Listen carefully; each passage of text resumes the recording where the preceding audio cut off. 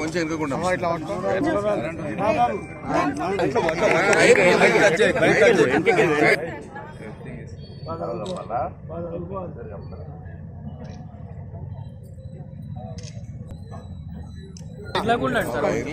కొంచెం జర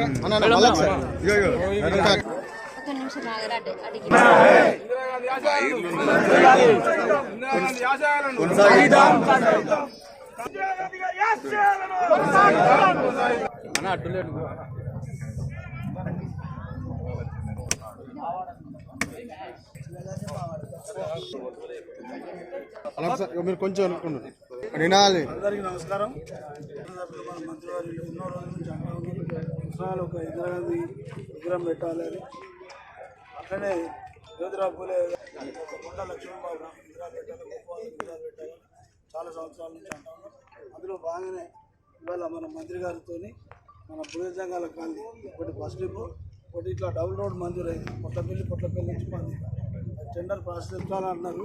మొన్న నేను చూస్తే కానీ ఇదే బాగుంది. ఉక్కు మహిళ, భారతదేశ ప్రధాని, తనకంటూ చిరస్థాయిగా ఈ ప్రపంచంలోనే పేరు పెట్టుకున్నటువంటి ఇందిరమ్మ, మనమందరం కూడా ఈరోజు ఇందిరమ్మ పాలన రావాలి, ఇందిరమ్మ లాంటి కార్యక్రమాలు రావాలని జరుపుకునేటువంటి ఆ ఇందిరమ్మ జయంతి సందర్భంగా హుస్నాబాద్ పట్టణంలో ఒక విగ్రహానికి శంకుస్థాపన చేసుకున్నాం. ఈరోజు మళ్ళీ జయంతి లోపల ఇక్కడ విగ్రహానికి పూలమాల వేసే విధంగా కార్యక్రమాన్ని తీసుకుపోయే విధంగా స్థానిక నాయకులందరికీ విజ్ఞప్తి చేస్తా ఉన్నాను. విగ్రహంతో పాటుగా మనం ఈ ప్రాంతం అంతా ఇందిరాగాంధీ గారికి సంబంధించిన ఆలోచన, పేద ప్రజలకు న్యాయం చేయాలి, గరీబీ హఠావో, బ్యాంకుల జాతీయకరణ, అనేక సంస్కరణలు తీసుకొచ్చి దేశవ్యాప్తంగా ఒక ఉక్కు మహిళగా, ఒక నిర్ణయం పరిపాలన దక్షత కలిగినటువంటి ప్రధానమంత్రిగా మరి ప్రపంచంలో నిలబెట్టుకున్న పేరు ఇందిరమ్మది.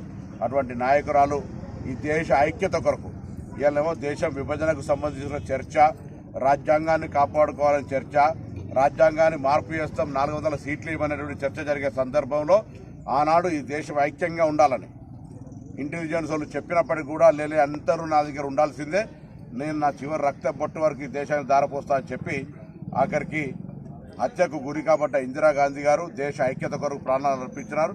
వారిని ఈనాటి యువత ఆదర్శంగా తీసుకోవాలి.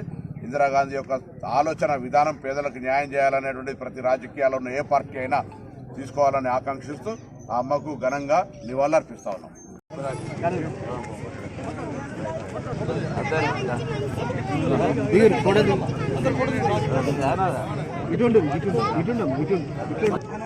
హలో మరి కొబ్బరికాయ తెప్పి తెప్పిన ఒకటి చెప్పి అన్న మానాలు కాంగ్రెస్ అధ్యక్షులు ఒక కొబ్బరికాయ తెప్పారు.